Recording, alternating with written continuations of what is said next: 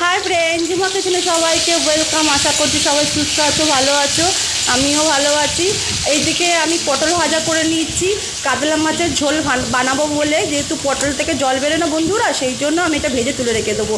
আর মাছগুলো তো অলরেডি নুন হলুদ দিয়ে ভেজে তুলে রেখে দিয়েছি। আদা কুচি করে দিয়েছি, টমেটো দিয়েছে, আর এর মধ্যে গাজর, পেঁয়াজ, আলু আর কাঁঠালের বিচি দিয়েছি।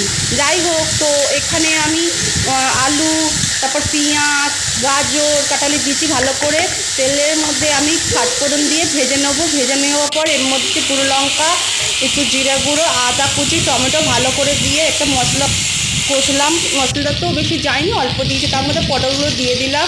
দেওয়ার পর একটু নুন, একটু মিষ্টি সামান্য দিয়ে ভালো করে কষে ওর মধ্যে জল দিয়ে তারপরে আমি মাছগুলো ছেড়ে দেবো। হয়ে গেল আজকে আমার কাতলা মাছের ঝোল। আর নামাবার সময় আমি একটু ভাজা জিরে ছিল, সেই ভাজা জিরে ওপর দিয়ে আমি ছড়িয়ে দিয়েছি।